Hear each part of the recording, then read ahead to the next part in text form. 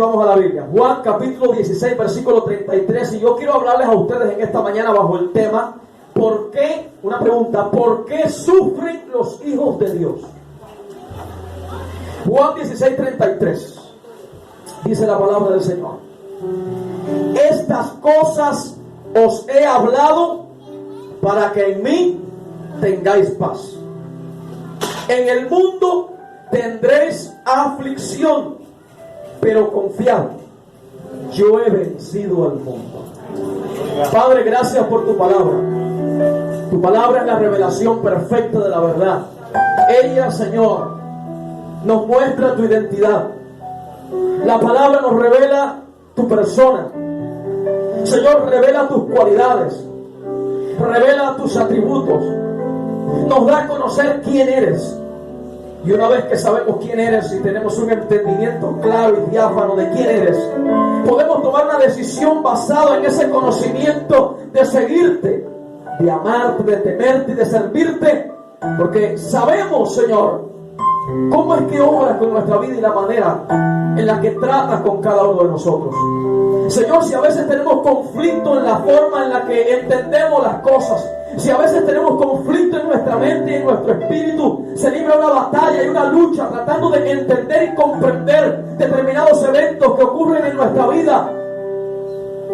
Permite que a través del conocimiento de tu palabra, esa confusión que pueda generarse en nuestra mente y en nuestro espíritu sea limpiada y que podamos ver con ojos claros, que podamos ver, Señor, con transparencia cuál es el propósito que estás persiguiendo cumplir en la vida de cada uno de nosotros como hijos de Dios. Señor, gracias, porque ninguna distracción en esta mañana tiene autoridad para robar la semilla de vida que está siendo predicada a través del mensaje del Evangelio. Gracias porque esta palabra no regresa vacía.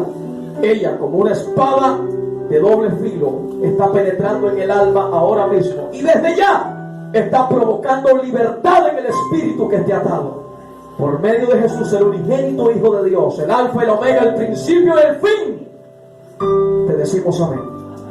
Puede sentarse. Bien, estimados hermanos,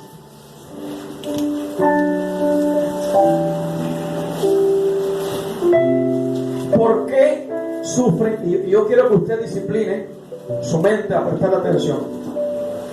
¿Por qué sufren los hijos de Dios? Es innegable que nosotros experimentamos sufrimiento en algún nivel, sin importar cuál sea el tamaño de nuestra fe. No hay una porción en la Biblia donde se nos prometa que no vamos a sufrir. Más bien, si leemos cuidadosamente la Biblia, vamos a encontrar que las Escrituras dicen que los seguidores de Cristo van a experimentar muchos sufrimientos a causa de seguir a Cristo. Entonces el sufrimiento es algo que experimentamos en algún momento de nuestra vida y muchas veces en diferentes áreas de nuestra vida experimentamos ese dolor que nos toca, esas innumerables ocasiones que traen aflicción a nuestro espíritu. Y la mayoría de las veces cuando pensamos en el sufrimiento pensamos en algo injusto. O sea, nadie quiere sufrir y por lo general pensamos que no merecemos sufrir. Decimos, bueno, yo no merezco que me esté sucediendo esto que me está pasando, o no merezco que este dolor o que esta aflicción esté tocando la puerta de mi casa. Y muchas veces ese pensamiento nos lleva a hacer una pregunta, que es la clásica pregunta: ¿dónde está Dios cuando yo estoy sufriendo? Y sobre todas las cosas, cuando mi sufrimiento se prolonga, o sea, cuando ese sufrimiento, esa agonía, como que de alguna manera empieza a estirarse y parece que no vemos una salida. ¿Dónde está Dios en medio de todo ese proceso? Para entender esta pregunta, ¿por qué sufren los hijos de Dios? ¿Por qué es que tú sufres? Para entender esa pregunta, ¿por qué razón es que tú estás sufriendo? Primeramente tenemos que remontarnos a lo que nos dice la Biblia desde el principio de la humanidad. La palabra establece claramente en Génesis capítulo 2, verso 16, que la rebelión del hombre contra Dios en el principio trajo 12 causas de sufrimiento a la humanidad. ¿Cuáles fueron las 12 causas de sufrimiento que trajo la rebelión del hombre en el jardín del Edén, cuando decidió por su propia voluntad y su propia elección no seguir lo que Dios había dicho. La primera causa de sufrimiento que trajo esa rebeldía del hombre fue la vergüenza. Fue la primera cosa que entró en la humanidad y trajo agonía, dolor, angustia. El hombre se escondió de la presencia de Dios. Por lo tanto, cuando él se escondió, le estaba sintiendo vergüenza. Y la vergüenza es una manera en la que la persona experimenta el sufrimiento. Cuando usted ha hecho quizás algo que sabe que no es correcto, que no es bueno, que no está bien, que no es saludable, algo que es condenable quizás desde el punto de vista social o desde el punto de vista bíblico, y usted conoce que una persona sabe lo que usted hizo, usted experimenta vergüenza. Y la vergüenza trae aflicción, trae dolor a usted, se siente mal, se siente incómodo. La segunda cosa que trajo esa desobediencia como parte del sufrimiento fue el dolor físico. En Génesis capítulo 3, verso 16, vamos a darnos cuenta cómo el dolor entró al nivel físico en la raza humana. Porque Dios mismo le dijo a Eva, ahora, cuando des a luz, lo vas a hacer con dolor. Y luego vemos en toda la escritura cómo el hombre comenzó a padecer dolor y aflicción a causa precisamente de esa rebeldía. Entonces el sufrimiento comenzó por allí, por la desobediencia y la rebelión del hombre en el jardín del Edén. Pero tenemos otra causa más, o sea, otra consecuencia más que vino como resultado de esa desobediencia. Por ejemplo, en Génesis capítulo 3, verso 16, la Biblia nos pronostica, por decirlo de alguna manera, que vendrían lo que llamaríamos los problemas matrimoniales como causa de sufrimiento. Las escrituras dicen en Génesis 3:16, y lo plantea de alguna forma, que habría, digamos que, cierto conflicto, cierta lucha interna en la relación matrimonial. Y eso es una de las causas de sufrimiento. ¿Cuántas esposas no sufren porque sus esposos no corresponden de la manera que ellas desearían ser correspondidas en el matrimonio? ¿O cuántos hombres no sufren porque sus esposas no corresponden de la manera que ellos desearían ser correspondidos en el matrimonio? ¿Cuántas situaciones ocurren que traen aflicción? Yo diría que casi toda persona que está casada, en algún punto ha experimentado algún grado de agonía o de sufrimiento en el área matrimonial. Y eso empezó a causa de la rebeldía del hombre en el Edén. La otra causa que encontramos en la Biblia es el miedo. En Génesis capítulo 3, verso 8 al 10 nos habla de cómo el miedo entró. De hecho, no solamente la vergüenza llevó al hombre a esconderse, sino que el miedo de estar en la presencia de Dios le llevó a esconderse también. Entonces el temor es una causa de sufrimiento en la persona. Cuando usted tiene miedo de lo que va a suceder, por ejemplo, ¿por qué a veces la gente se pone ansiosa? ¿Por qué a veces las personas se comen las uñas y están con una agonía y una preocupación intensa?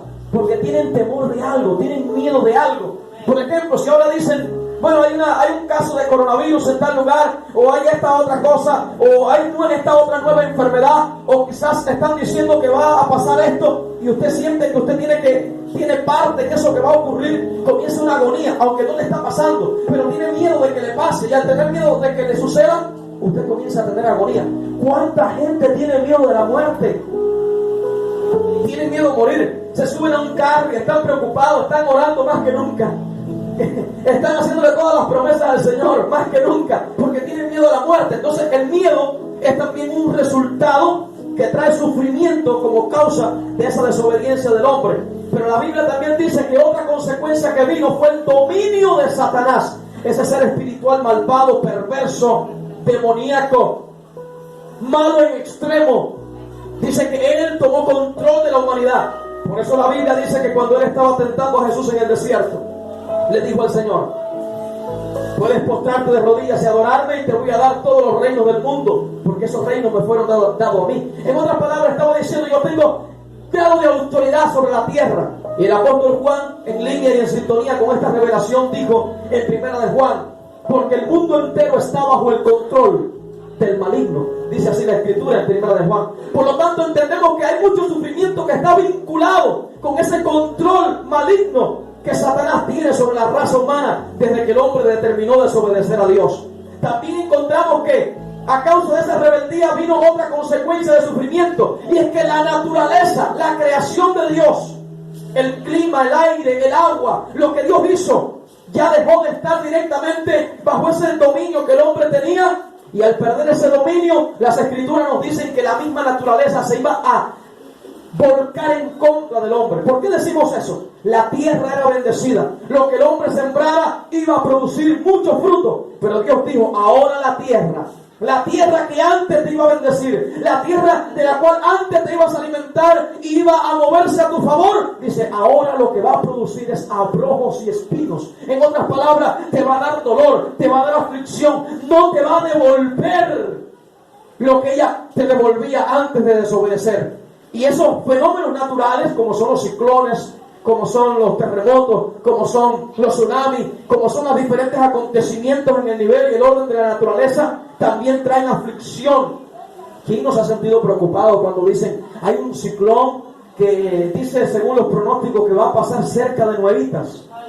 Todo el mundo enseguida está preocupado. O cuando dicen, bueno, de repente dicen que hubo un terremoto en Santiago y que hay una réplica que está sintiéndose en tal lugar y la gente no ha sentido nada aquí, pero ya está preocupado. Porque la naturaleza también trae aflicción al hombre. Y todo eso vino como un resultado de esa desobediencia desde el principio del libro de Génesis. Encontramos también la falta de prosperidad. Cuando usted se esfuerza y no consigue avanzar y no logra superar sus necesidades más básicas y no logra romper esas situaciones que están a su alrededor, quizás no logra suplir todo lo que usted desearía suplir y todo lo que desearía tener y comienza a afligirse porque se esfuerza pero no acaba de ver que hay un resultado de bendición en el que sus necesidades de una manera completa son suplidas. Eso trae dolor, eso trae sufrimiento también a la persona. Cuando pensamos en la muerte espiritual, la persona que está en depresión, la persona que está separado de Dios, la persona que camina en su maldad, en su pecado y su iniquidad, en su rebelión contra Dios, que pretende sonreír exteriormente, pero que sabemos que interiormente está muerta. Y usted puede verle riendo por fuera, pero sabemos que por dentro está lleno de amargura, lleno de preocupación, lleno de ansiedad, lleno de toda cosa mala que está destruyéndolo internamente, muchas veces hasta con pensamientos suicidas pasando por la cabeza de la persona. Y a veces usted no se imagina que la persona que más está riendo allá afuera es la persona que más está pensando quitarse la vida. Porque la muerte espiritual trae también resultado, trae sufrimiento, trae agonía, trae aflicción al corazón. Encontramos también la envidia como resultado de esa desobediencia del hombre en el jardín del Edén, que trae aflicción. Cuando usted quizás está siendo bendecido, cuando usted está siendo prosperado, cuando usted le está yendo bien, o cuando otra persona que está en una posición mejor que la suya le tiene a usted en cuenta y usted comienza a experimentar la envidia quizás de los que están a su alrededor, la envidia tal vez del vecino. Quizás te compraste un televisor y el vecino está mirando, ahora mira, se compró un televisor y ya usted se siente mal. O quizás en el trabajo, quizás estabas trabajando en una posición donde no ganabas mucho y de repente te promovieron a una mejor posición y hay compañeros de trabajo que empiezan a celar y empiezan a envidiar por qué le pusieron en esa posición o por qué le dieron tal privilegio. O quizás si te fue bien en algún negocio y prosperaste y empiezas a experimentar esa envidia. Y no me digas que no va a traer sufrimiento a tu vida. Claro que trae sufrimiento, porque empiezas a sentirte incómodo. ¿Por qué? ¿Por qué me mira de esta manera? ¿O por qué me trata de esta forma? ¿O por qué está como constantemente vigilando mis acciones? Todo eso trae aflicción, todo eso trae sufrimiento. Pero eso vino como resultado de la desobediencia del hombre en el jardín del Edén. El adulterio también vino como resultado de esto. En el jardín del Edén, de esa desobediencia. Lo enseña Génesis capítulo 4, verso 19. Apenas el hombre había llevado pocos años sobre la tierra y ya había un hombre tomando varias mujeres, dice la Biblia. Entonces el adulterio vino como resultado de la desobediencia y el adulterio trae aflicción.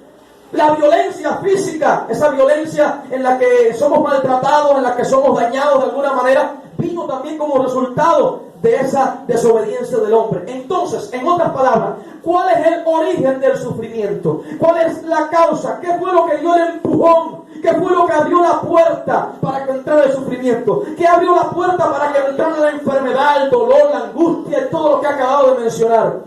La rebeldía del hombre a Dios. La rebelión del hombre con Dios abrió la puerta a la angustia, al llanto, a la aflicción, por una continua consecuencia del pecado de Adán y de Eva. Porque la Biblia dice que todos los hombres somos herederos de Adán y de Eva. Y que todos los hombres, todos nosotros, heredamos la misma inclinación de ellos. Que todos nosotros, por decirlo de alguna manera, estamos en el mismo barco. avanzando en la misma dirección y estamos moviéndonos y pasando las mismas angustias y las mismas luchas y las mismas batallas. Todos los hombres que hay sobre la tierra, sin importar su rango, su posición, sin importar nada, experimentan sufrimiento en su vida. La creación, dice la palabra, que gime de dolor. La misma creación dice que gime de dolor, sufriendo de toda la agonía. Entonces en la Biblia está muy claro que el pecado del hombre trajo como resultado sufrimiento. Diga conmigo, el pecado del hombre trajo como resultado sufrimiento. ¿Por qué sufrimos? Bueno, sufrimos por causa del pecado, pero ahora vamos a aterrizar un poco el avión y aplicarlo a nuestra vida personal. Sufrimos también por nuestras propias acciones. Sufrimos también por nuestras propias acciones.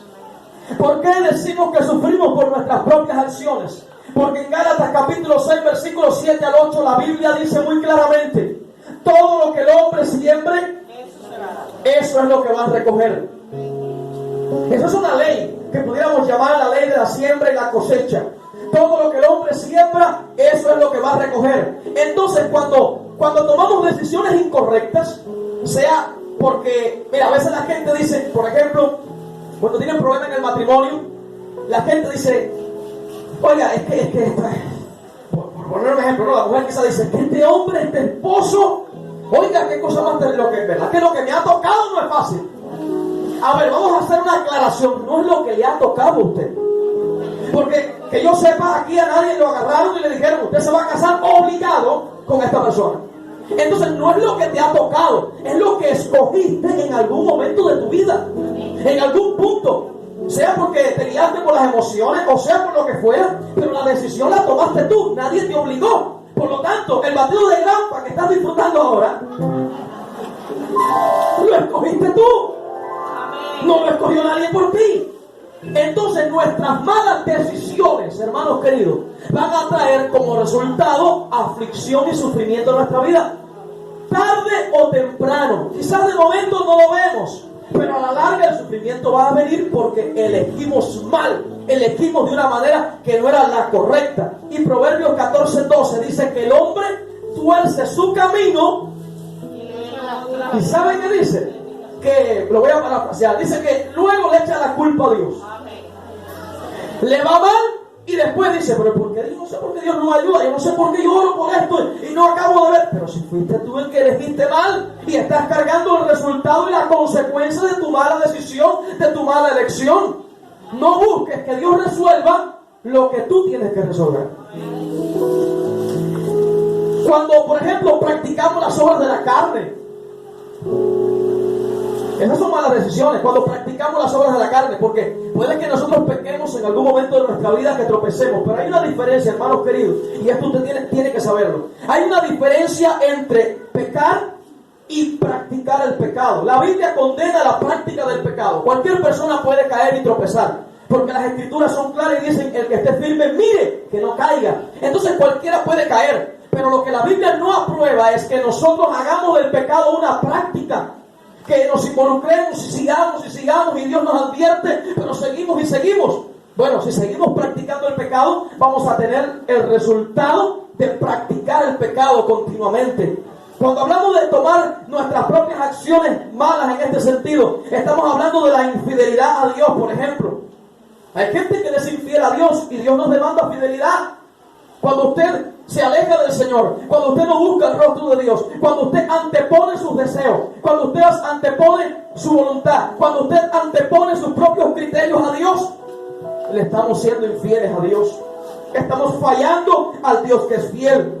Y eso nos enseña la palabra. Cuando tentamos al Señor, porque sabemos que Dios dice, no agarres por ese camino. Pero decimos, Señor, yo voy a agarrar por ese camino y voy a hacer esto. Y porque yo sé que al final tú estás conmigo y tú me vas a ayudar. Pero tú sabes en el fondo que Dios te está diciendo que no lo hagas. Pero lo haces. Entonces estás tentando a Dios. Y todo eso trae como resultado sufrimiento y agonía en nuestra vida. Entonces, si yo quiero evitar algún sufrimiento, yo tengo que revisar mis decisiones. Tengo que pensar mejor lo que voy a decidir. no puedo abalanzarme a tomar decisiones en mi vida simplemente porque estoy motivado por mis emociones, porque estoy pensando algo y estoy emocionado, y cuando la gente está emocionada decide cualquier cosa. Pero cuando piensa un poquito, digámoslo así, con la cabeza más fría, dice: ¿qué hice? ¿Por qué lo hice? Revisemos nuestras acciones para evitar tener ese sufrimiento que viene como resultado de ello. ¿Por qué también sufrimos en este caso? Porque vivimos en un mundo pecaminoso y corrupto. O sea, aunque usted se esfuerce por hacer el bien siempre, a alguien no le va a gustar. Siempre habrá alguien a quien no le va a gustar que usted se esfuerce por hacer el bien. Estás en el trabajo, están tus compañeros de trabajo, llegó el día 20 y tanto de diciembre y van a repartir cajas de cerveza. ¿Estás aquí conmigo? Dice amén. Y van a repartir cajas de cerveza y usted quiere agradar a Dios, quiere servir a Dios, quiere obedecer a Dios. Y vienen sus compañeros de trabajo y le dicen: ¿vas a tomarte alguna? Y dicen: no. Y te preguntan: ¿por qué no vas a tomarte? Y le dicen: no voy a tomar porque es que yo quiero agradarle a Dios, no quiero hacerlo, no lo hago, no bebo. Si hay refresco sí, pero esto no. Y empiezan a decir: ¿pero por qué? Si Jesús tomó vino, pero mira. Y empiezan a decirle un montón de cosas a usted y usted dice: no lo quiero hacer. Y quizás algunos se atrevan hasta a burlarse, a decir: bueno, este siempre con su cosa, aquello otro, ¿no? Y empiezan a afligirle a usted. O si usted sabe que en su centro de trabajo hay gente que está robando y usted está en una posición determinada que de alguna forma influye sobre lo que se van a robar o no, y quieren hacerle partícipe a usted de lo que se van a robar, y le dicen: mira, pero puedes llevarte esto también. Y usted dice: no, es que yo no estoy de acuerdo con eso, porque a Dios no le agrada esto. Va a comenzar a tener aflicción porque usted va a caer atravesado. Y no va a caer atravesado porque está queriendo hacer lo malo. Va a caer atravesado porque está queriendo hacer lo bueno delante de Dios. Amén. Y va a sufrir porque está queriendo hacer lo correcto delante de Dios, lo que es saludable, lo que Dios aprueba, lo que Dios bendice. Entonces sufrimos, claro, porque estamos en este mundo que lo que quiere es que hagamos el mal, y cuando nos negamos a hacer el mal, entonces ese mundo nos acosa, tratando de que debilitemos nuestra posición, de que nos rindamos y comencemos a hacer lo que ellos quieren. El apóstol Pedro dijo que el mundo se extraña de que nosotros no corramos detrás de los desenfrenos que ellos corren. A ellos les suena raro. ¿Cómo es posible que esos jóvenes estén en la iglesia y no anden en la fornicación? ¿Cómo es posible que esos jóvenes estén en la iglesia y no estén en la plaza tomando ron con un pantalón enseñando todas las nalgas? ¿Cómo es posible que esos jóvenes estén en la iglesia levantando sus manos y quizás no anden por allí regalándose y entregándose a la prostitución? ¿Cómo es posible que no anden exhibiendo su cuerpo? ¿Cómo es posible que no anden bailando el reggaetón en tal lugar? ¿Cómo es posible que no anden drogándose? Al mundo le extraña porque quieren que corramos tras esas cosas. Y por esa causa muchas veces sufrimos el rechazo y la agonía porque queremos agradar y servir a Dios. ¿Alguien dice amén a eso? Amén. ¿Por qué más sufrimos? Por la obra de Satanás. Porque Satanás quiere que suframos y se empeña en crear todo lo que esté a su alcance y a su mano para añadir agonía y sufrimiento a nuestra vida, tratar de martillar de alguna manera. Recuerde lo que decía ahorita: el mundo entero está bajo el control del maligno, 1 Juan 5:19. O lo que hemos enseñado en otras ocasiones: no ignoramos las maquinaciones del enemigo.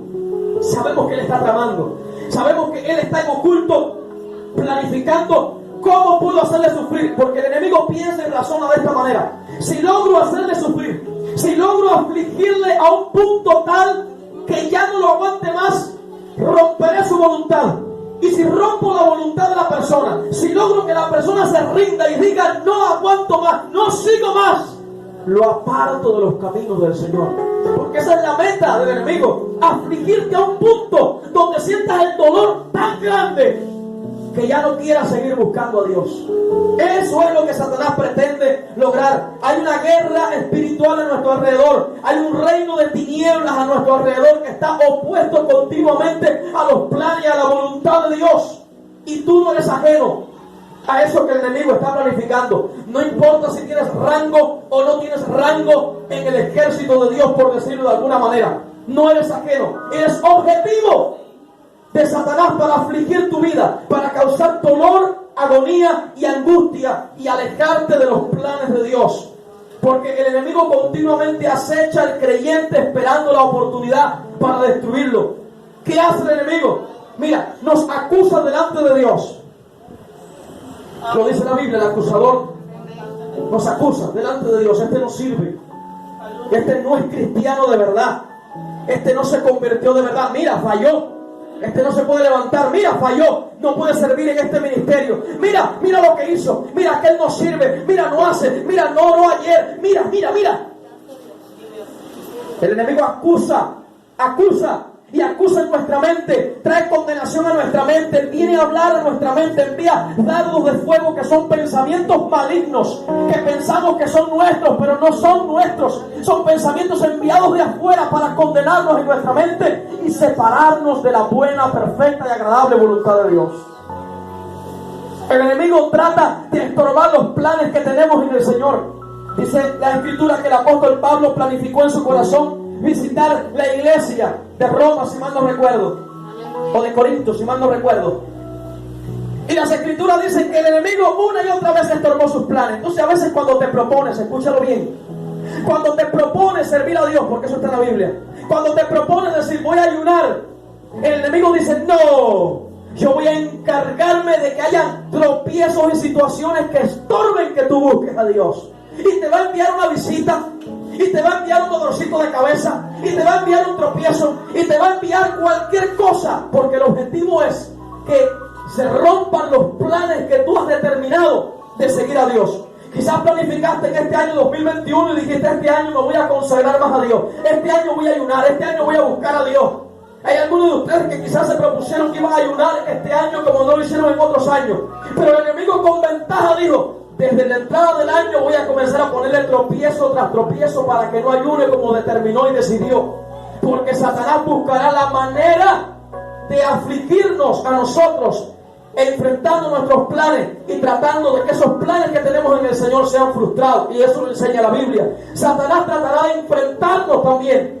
Y mucha gente es afligida porque el diablo viene en sueños, a través de los demonios, y le aflige el sueño. Y hay gente aún siendo cristiana que tienen lamentablemente relaciones íntimas con espíritus malvados durante las noches en sueños. Gente que son atormentadas por demonios, gente que los espíritus del mal les están atormentando continuamente y quizás se lo están callando, pero están experimentando esa aflicción de Satanás. Y si ese es tu caso, hago un paréntesis, no te puedes ir hoy de aquí de esa manera. Porque Dios, el Dios Todopoderoso, tiene la llave para hacerte libre y sacarte de esa prisión de oscuridad y hacer que tú disfrutes la libertad que hay en Cristo.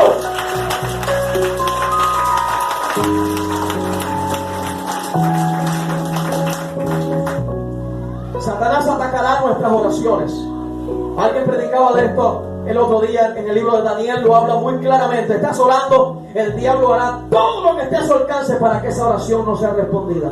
Y si no es respondida, por lo menos demoraré esa oración. Y si logro hacer que se demore la oración, puedo lograr que él desista de orar.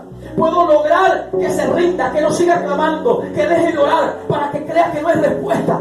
Y el enemigo se enfrenta a la oración y batalla contra la respuesta. Y los ángeles de Dios quieren traer esa respuesta. Pero hay un conflicto espiritual. Y si usted en ese intermedio de tiempo dice, no seguiré orando, la respuesta se queda colgada en el aire y se la pierde. Pero si usted dice, seguiré orando, seguiré persistiendo, seguiré clamando, como dijo el Señor, como aquella viuda que dice la palabra que iba todos los días donde estaba el juez y le decía, hazme justicia. Y el juez decía, no voy a hacerte justicia.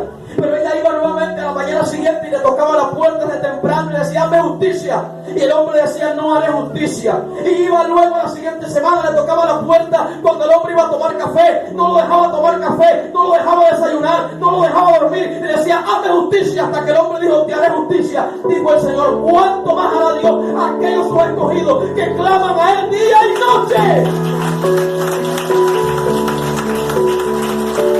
¿Cuánto más hará Dios a aquellos sus escogidos que claman a Él día y noche?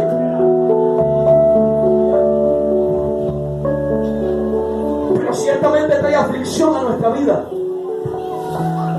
cuando se demora esa respuesta, porque el enemigo batalla contra ella.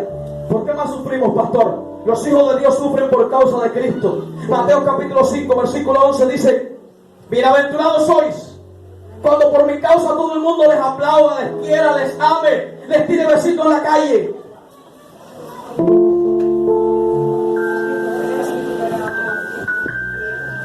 Bienaventurados sois cuando por mi causa ustedes sean vituperados. Vituperio significa sean maldecidos, calumniados. Cuando por mi causa ustedes sean ofendidos. Cuando por mi causa, y escuche bien, cuando por mi causa, por ser seguidor mío, por querer hacer lo que yo digo, cuando ese mundo te quiere afligir por seguirme a mí, dice la Biblia, tú eres bienaventurado, tú eres bendecido. Dice el Señor, porque tu galardón es grande en el reino de los cielos. No te fijes en el vituperio, fíjate en el galardón que te ha sido preparado por Dios.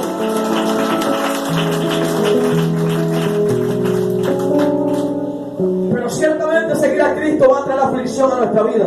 Seremos odiados, seremos perseguidos, seremos calumniados por causa del Señor. Hemos sido llamados a sufrir para luego gozar de la gloria de Dios. Porque la Biblia dice que si sufrimos con Él, también reinaremos con Él. Dígalo conmigo, si sufrimos con Él. Dígalo conmigo, si sufrimos con Él, reinaremos con Él. Diga, si sufrimos por Él, reinaremos con Él. Diga, reinaremos con Él. Que no se te olvide eso. Vas a reinar con el Señor. Y mientras más grande sea tu sufrimiento, mientras más grande sea tu aflicción, mientras más grande sea tu dolor, más grande será la manifestación de la gloria de Dios sobre tu vida. Más grande será lo que Dios va a hacer sobre ti.